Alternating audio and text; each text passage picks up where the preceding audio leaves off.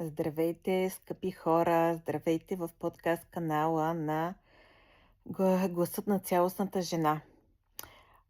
Завръщам се след двумесечно прекъсване за публикуване на нови видеа в подкаст канала.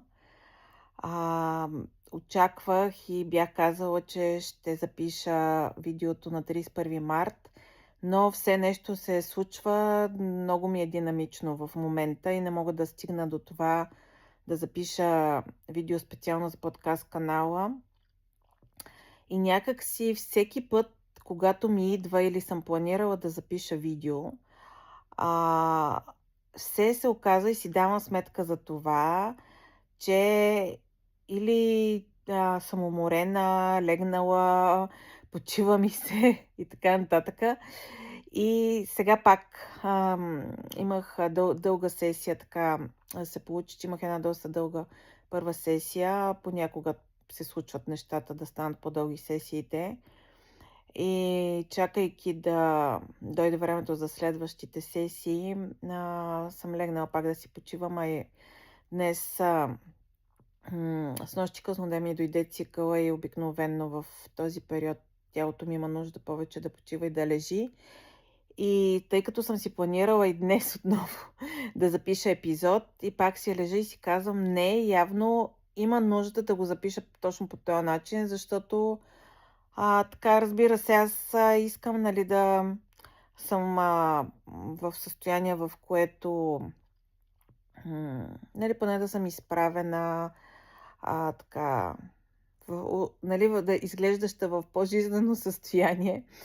Но си казах, че явно има някакъв смисъл да запиша видеото и да ви се покажа по този начин. И ще разбереме защо. Може би е така, или пък вие ще споделите как го възприемате и какво ви показва. Но първото нещо, което ми идва някакси е това, че цялостната жена, която съм аз, която сте вие, има нужда от различни неща, включително този момент и с почивката, която много жени не си позволяват. И може би това е най-големия смисъл да го покажа. Това, че да, ето днес аз работя, но знам и тялото ми показва, особено по време на първите 2 дни от месечния ми цикъл, че има нужда от по-пасивно състояние, от това да лежа и така нататък. И обикновено в първите 2 дни гледам и да не шофирам, защото това допълнително ми стяга тялото и всъщност от стягането в тялото започва да ме боли корема. И не искам да си го причинявам, даже в момента усещам, че леко почва да ме стяга корема. Явно това е смисъл да ви покажа да започнете да си давате повече почивка, да слушате повече тялото си и по този начин да интегрирате тази женска част и тази женска нужда в себе си. Иначе темата днес на видеото е цялостната жена и хомеопатията. И всъщност хомеопатията, която ще ви разкажа как подкрепя цялостността в една жена и въобще в един човек.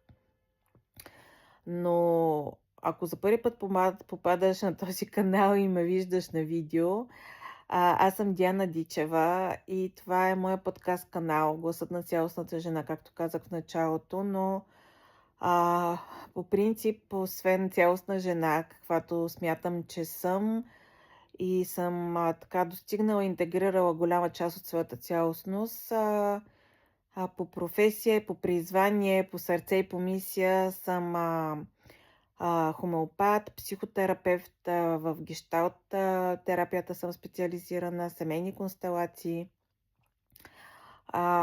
и енергийна терапия чрез рейки, плюс това, че работя с духовни водачи. Също така съм и водещ на женска енергийна практика Мандала танц, правя женски кръгове, работя в момента предимно с жени, но като цяло имам опит и с работата с деца и с мъже. Вярвам в целостността не само на жената и на човека. И работата ми и живота ми са по този начин устроени и следващи тази позиция на живота, холистичната перспектива. И това е място тук, където да се почувстваш по-свободна, повече свързана с себе си и със своята цялостност. Това да започнеш да си позволяваш неща, от които имаш нужда, да откриеш нуждите си. Ако не се свързваш и не си открила какви са ти нуждите, чувствата, емоциите, които са част от цялостността, и да започнеш да си ги позволяваш в една подкрепяща среда, каквато е тази общност тук, както и общността в другия YouTube канал "Цялостна терапия" с Диана Дичева се казва, където там вече самите видеа са първо по-кратки, второ така по-насочени в отделните методи, които използвам в цялостната терапия. Така че това съм аз, представих се. По отношение на хомеопатията, това е първият терапевтичен метод, който открих, с който се свързах, запознах. Първоначално покрай лична нужда, свързана след раждането на голямата ми дъщеря, преди повече от 17 години. Тя скоро стана на 17 години, на 5 април, Марти. И покрай нейното раждане, което беше тежко и травматично, отрази се така и на двете. И двете преминахме през така един кризисен период. Първо аз като майка, влизайки като майка в живота, и тя давайки път в живота през раждането. И трябваше двете да се справиме в онзи момент с ситуацията. И детето ми всъщност ме водеше и ми показваше, че има нещо, което не е наред, тъй като освен че раждането беше много трудно, травматично,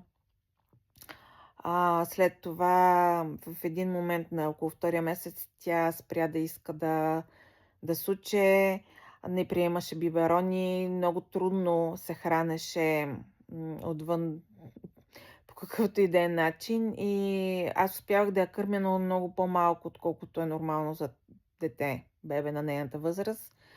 И всъщност това беше моят път, в който тръгнах и постепенно открих хомеопатията, това, че тя следва определени принципи на лечение, които в момента някои спазват, други не. И така и постепенно всъщност намерихме първия класически хомеопат, който спазва принципите, които те са зададени, те не са от мене зададени, не са измислени просто,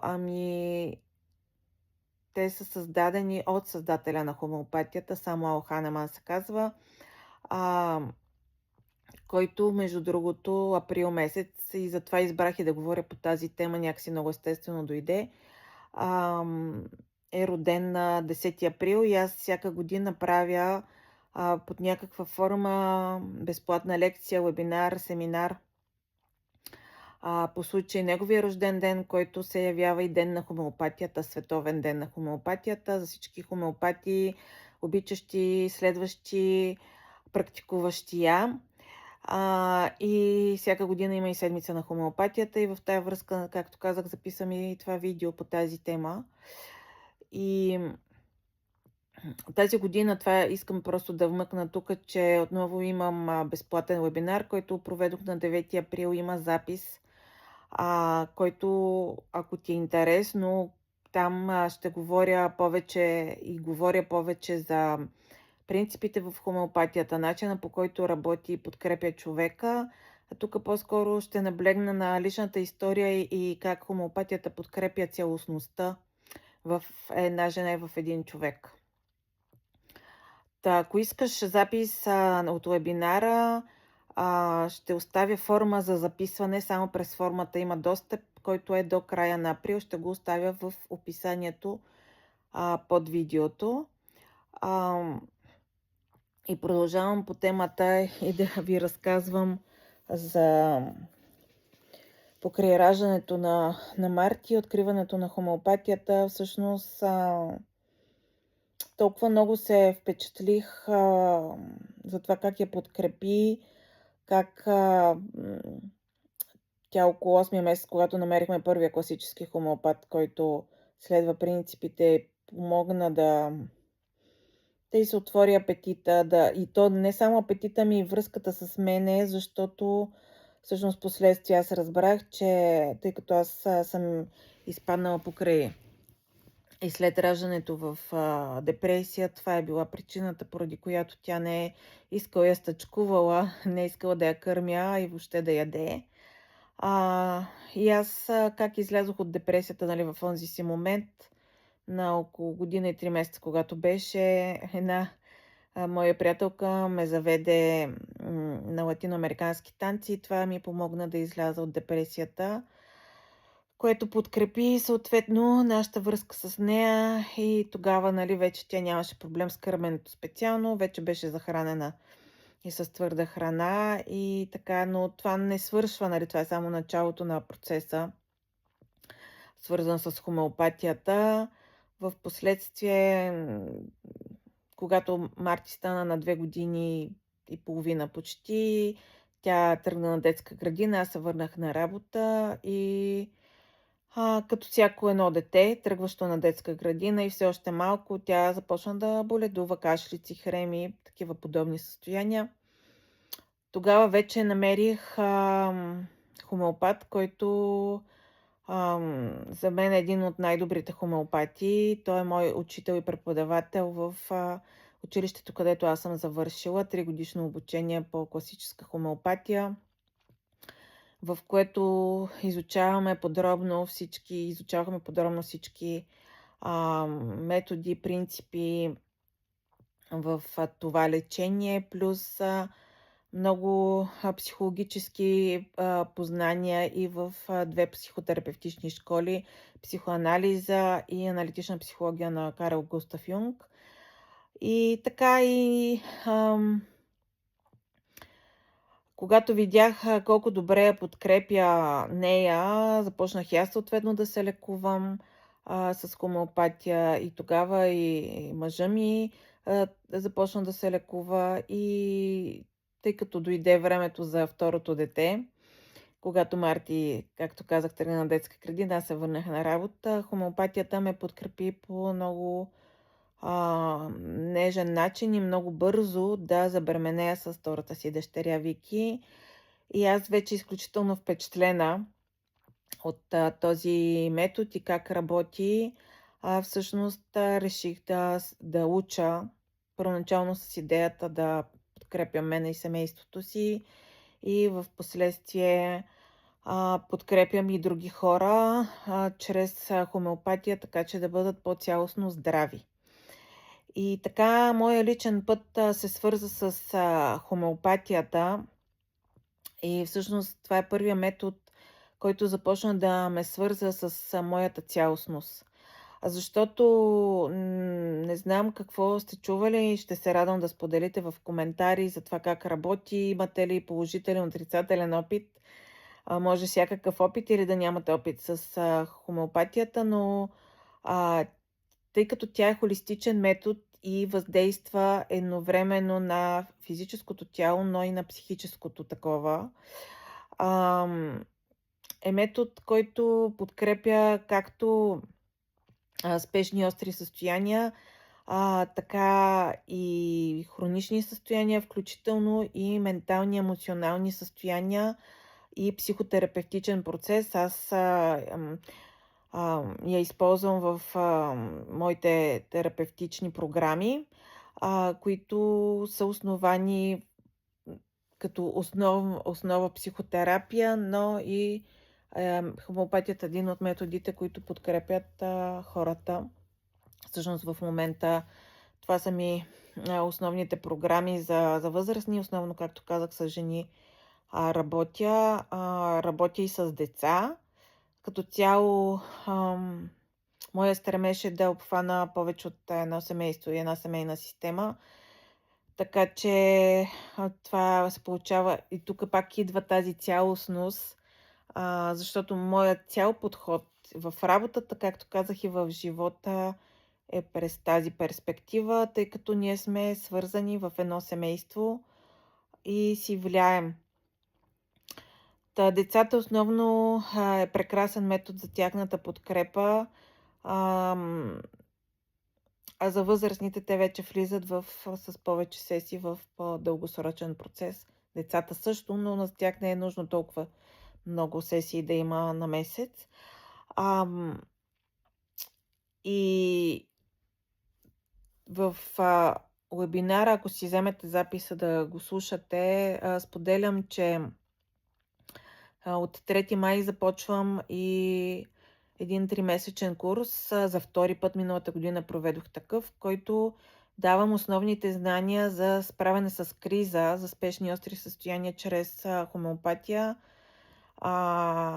но дава много подкрепа всъщност. Нали, то е за основно майки се интересуват или жени.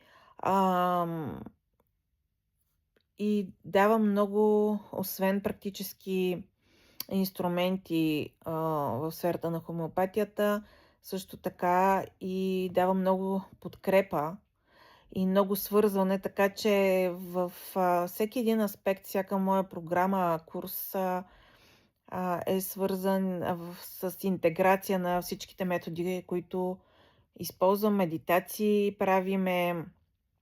И идеята на този курс е и през свързване с личната сила, смелост и интуиция, защото начинът, по който аз практикувам, е базиран освен на практичните знания, но и на използване на интуицията като силен инструмент. Така че а, от 3 май, както казах, стартирам такъв курс. Ако имаш интерес, ще ти изпратя повече информация. Така или иначе под всяко видео давам данни за връзка с мен. И така продължава моя път с хомеопатията. Имам специална любов към нея, защото тя е първият метод, както казах, който започна да ме свързва с моята цялостност и аз да откривам, преоткривам, създавам и трансформирам себе си. Така че, когато говорим за цялостната жена и хомеопатията, това е моя личен път и ми личен опит. И много мои клиенти, клиентки са идвали точно първоначално с идеята, че хомеопатията ще я използват като терапевтичен метод по отношение на лечение на тялото, но всъщност разбират, че това е много по-съобхватен метод. Затова за мен хомеопатията е много по-близък метод до психотерапията, отколкото до традиционната медицина. Напротив, във връзка с традиционната медицина, допирната точка за мен е по отношение на диагностиката, защото един лекар може да даде добра диагностика по отношение на симптомите в тялото, но хомеопатията обхваща целия човек и се интересуваме от това не само какви симптоми е направило тялото в този човек, ами и това как той се чувства, какви неща е преживял, през какви трудни моменти е преминал и подкрепяме и това нещо. Опознаваме го човека като характер, като темперамент и даваме едно хомеопатично лекарство. Това е много важно и е част от принципите, което е най-подобно на това, което, как да кажа, пречи на човека да достигне все повече и повече своята автентичност. Така че един изключителен терапевтичен метод, който не е за всеки. В началото така много наивно разглеждах нещата, че хомеопатията е за всеки И много крайно реагирах, как така толкова хора не я разбират или отхвърлят и така нататък. И с времето разбрах, че не е за всеки, не всеки е достигнал до това да използва нейните лечебни способности, терапевтични такива. Но хората, които са с отворено съзнание, които някак си, за мен всеки метод те намира, когато си готов. И когато си готов да преминеш на следващо ниво, да опознаеш все повече себе си, да се свържеш все повече с цялостната ти и да постигнеш по-цялостно здраве, хомеопатията е чудесен терапевтичен метод. До тук ще бъде днешното видео. Надявам се да е полезно и интересно. И сега пак си затвърждавам по отношение на тялото, хомеопатията и тялото, защо аз съм в легнало положение.